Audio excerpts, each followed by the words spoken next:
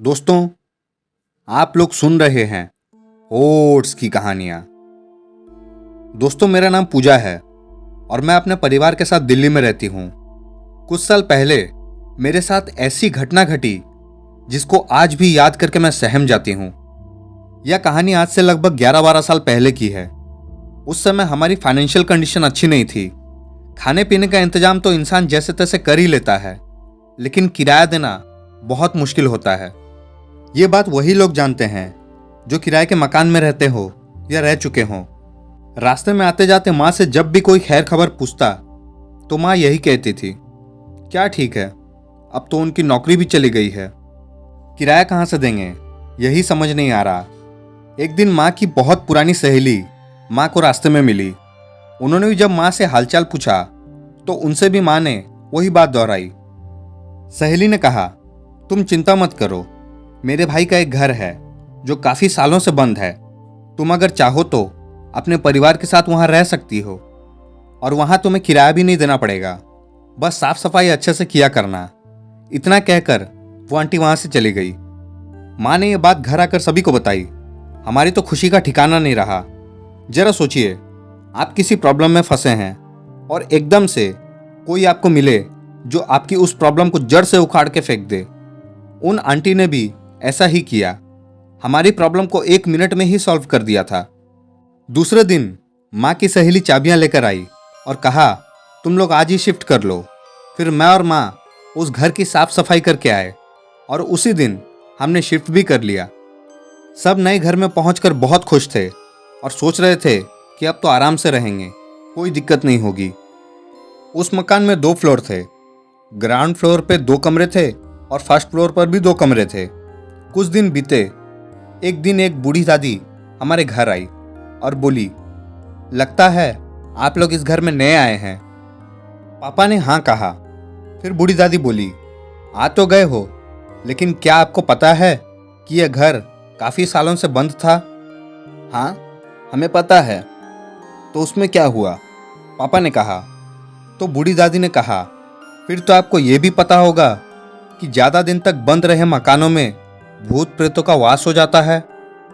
पापा ने कहा, ऐसा कुछ नहीं होता, आप हमें डराने आई हैं क्या? अगर नहीं होता तो कोई बात नहीं, जब देखोगे महसूस करोगे तब पता चलेगा। इतना कहकर बूढ़ी दादी वहां से चली गई।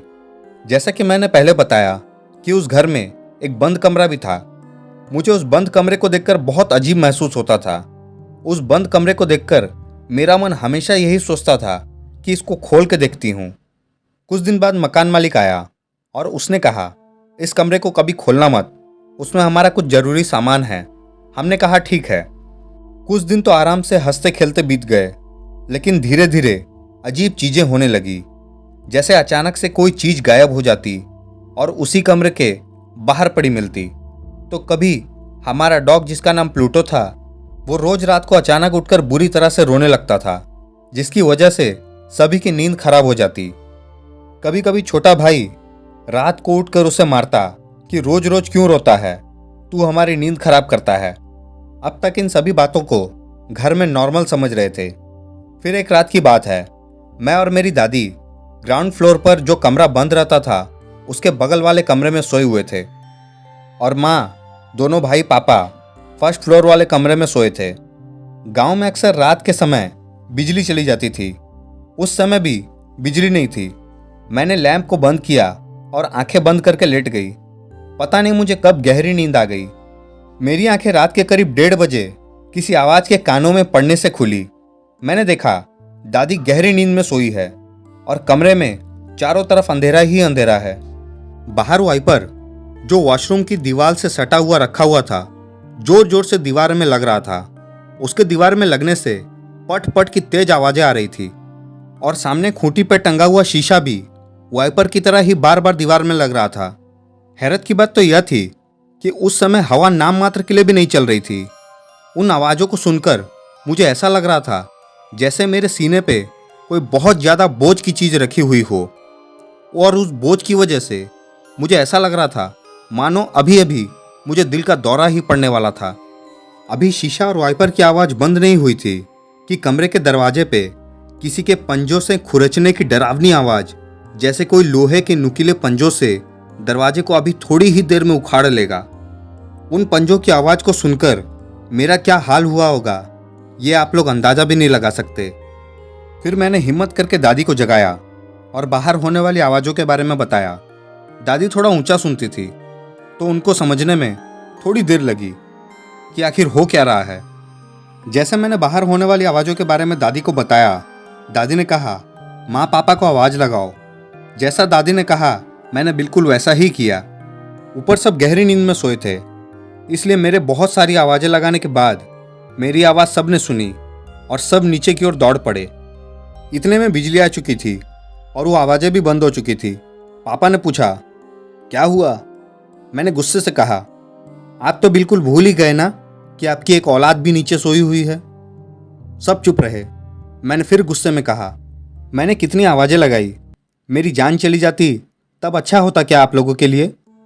फिर माँ ने मेरे सर पर हाथ फेरते हुए मुझे सीने से लगा लिया और पूछने लगी कि क्या हुआ। फिर मैंने सारा कुछ जो अभी थोड़ी देर पहले मेरे साथ घटा सब बता दिया। माँ और पापा ने मुझसे कहा, तुमने कोई बुरा सपना देखा होगा जिसे देखकर तुम बहुत डर गई हो। यह कहकर सब ऊपर सोने के लिए चले गए। मैं भी अपने आप को यह समझाकर कि शायद बुरा सपना होगा सो गई। अभी मैं पूरी तरह से सोई भी नहीं थी कि फिर से वही दरवाजे को उखाड़ देने वाली दहशत से भरी लोहे की पंजों जैसी आवाज फिर से होने लगी। अब की बार तो ऊपर भी सभी लोग जाग रहे थे, सोए नहीं थे, और उन आवाज़ों को अब की बार सभी सुन रहे थे।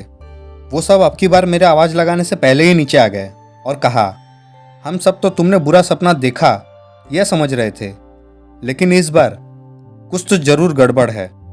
माँ पापा ने मुझसे कहा, अब तुम हमारे साथ ऊपर आकर सो जाओ, और सुबह होते ही हमने उस घर को खाली कर दिया। लोग बताते हैं कि अब उस घर में कोई नहीं रहता। रात में उस घर से अजीब अजीब सी आवाज़ें आती है। तो ये थी मेरे साथ घटी घटना की सच्ची कहानी। कुछ लोग ऐसी चीज़ों को मानते नहीं हैं। पहले मैं भी नहीं मानती थी, लेकिन उस दिन के हादसे ने मुझे भूत प्रेत जैसी चीज़ों को मानने पर मजबूर कर दिया, और मैंने ये मान लिया कि इस दुनिया में अगर भगवान है तो शैतान भी है। लेकिन एक बात जरूर कहूँगी कि हमेशा भगवान में विश्वास रखो, तो ये चीज़ें आपका कुछ भी नहीं बिगाड़ सकती।